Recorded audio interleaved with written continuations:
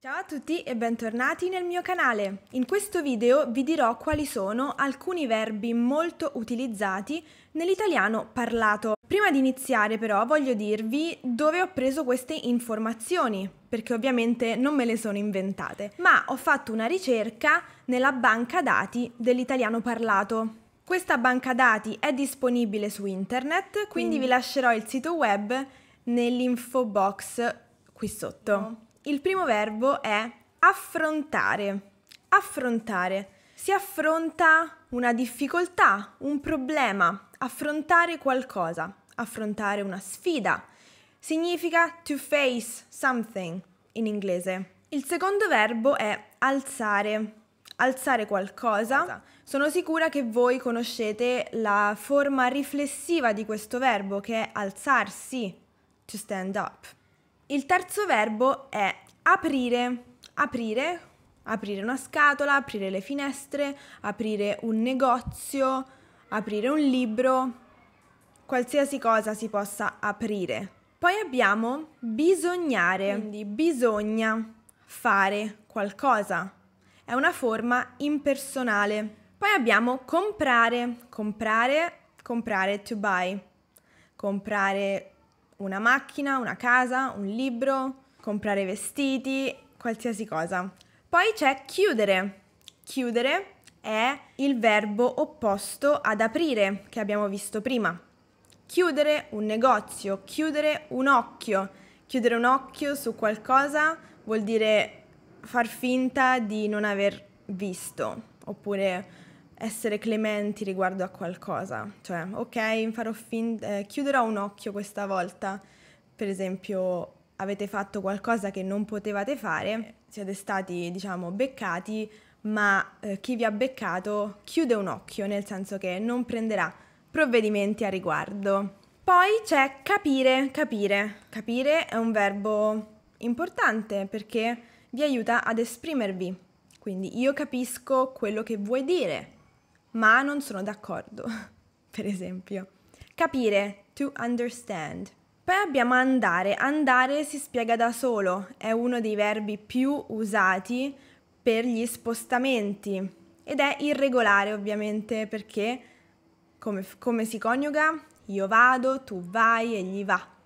Noi andiamo, voi andate, essi vanno. Quindi questo per gli spostamenti penso sia il verbo più utilizzato. Io vado a scuola, vado al lavoro, vado al supermercato, vado al cinema, eccetera. Poi c'è lavorare. Lavorare significa to work. Poi abbiamo pensare. Anche pensare è un verbo molto importante perché vi aiuta ad esprimere i vostri pensieri. Io penso che, e dopo ci va il congiuntivo, ovviamente, io penso che sia un'ottima idea. Quindi questo è un verbo che assolutamente dovete fare vostro. Poi abbiamo trovare. Trovare posto, trovare parcheggio, per esempio. Questa è una delle mie fobie. Quando prendo la macchina ho paura di non trovare parcheggio in centro. Poi abbiamo il verbo telefonare. Telefonare a qualcuno, telefonare ad un amico. To phone someone. In inglese avete il complemento oggetto, ma in italiano serve un complemento di termine perché telefonare a qualcuno. Poi c'è scrivere. Scrivere anche è un verbo importante perché è una delle azioni quotidiane, diciamo. Scriviamo sempre, scriviamo a mano, scriviamo al computer, scriviamo email, scriviamo promemoria. Il prossimo verbo è scusare. Scusare. Voi lo conoscete alla forma riflessiva, scusarsi. Io mi scuso per qualcosa. So, I apologize for something. Scusare invece è la forma non riflessiva. Io non ti scuso per quello che hai fatto. Quindi io non scuso chi? Te. Io non scuso te per quello che hai fatto. Poi abbiamo salutare. Salutare è un'azione che facciamo quotidianamente. Quotidianamente salutiamo le persone e significa to greet people. Ricevere. Ricevere la posta, ricevere un abbraccio, ricevere un regalo. To receive or to get. Per esempio, ricevere posta è to get mail. Poi abbiamo raccontare, raccontare.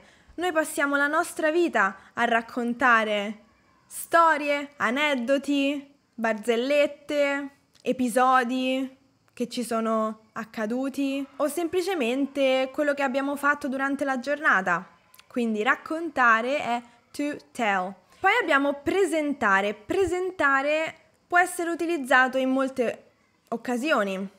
Presentare un progetto, presentare un lavoro, presentare un amico. Preparare. Preparare, to prepare, è un verbo molto comune. Può essere utilizzato per tante cose. Preparare la valigia, preparare una torta, preparare la cena. Preparare. Poi abbiamo piacere. Piacere è un verbo molto importante perché vi permette di esprimere i vostri gusti. Mi piace, non mi piace. È un po' difficile da coniugare o da utilizzare, diciamo, perché non è come in inglese. In inglese è molto lineare. I like something. Quindi, in italiano non può essere tradotto linearmente, deve essere tradotto con qualcosa mi piace, cioè qualcosa piace a me.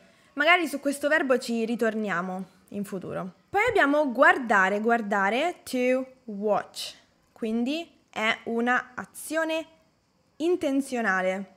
Noi guardiamo di proposito qualcosa ed è diverso da vedere. Vedere è un'azione casuale, nel senso io vedo, ma non guardo qualcosa di specifico. Poi abbiamo entrare, entrare in casa, entrare in un negozio, entrare, l'azione di entrare in un posto. Oppure, azione figurata, sono entrata nel corpo di ballo, cioè faccio parte del corpo di ballo. Poi abbiamo il verbo condividere. Condividere significa to share, quindi condividere un appartamento, condividere un'esperienza. Si possono condividere tante cose. Condividere un'opinione, anche, ad esempio. Un altro verbo è credere. Credere è importante come pensare, perché possono essere sinonimi. Io penso che sia una buona idea, io credo che sia una buona idea. Credere però può anche significare credere in qualcosa. In qualcosa è diverso da credere a qualcosa. Credere a qualcosa significa che io credo a quello che tu dici, cioè io mi fido di quello che tu dici, quindi io credo a quello che mi hai detto. Invece credere in qualcosa è più profondo, è credere in una filosofia di vita, credere in qualcosa di spirituale, per esempio. Poi abbiamo il verbo costare. Costare è molto utilizzato perché vogliamo sempre sapere quanto costa qualcosa. Il penultimo verbo è riuscire. Riuscire significa to be able to do something e ve l'ho già spiegato in un altro video in contrapposizione al verbo potere. Io posso, io riesco, che sono leggermente diversi nel significato, quindi vi consiglio di andare a guardare quel video. Comunque riuscire significa to be able to, quindi riuscire a fare qualcosa con le proprie forze. L'ultimo verbo della lista è mangiare. Mangiare, ovviamente, perché per noi il cibo è molto importante. Penso sia utile per voi conoscere questi verbi, quindi vi consiglio di integrarli nel vostro lessico. Mi fermo qui per oggi, grazie mille per aver guardato questo video e ci vediamo nel prossimo. Ciao ciao!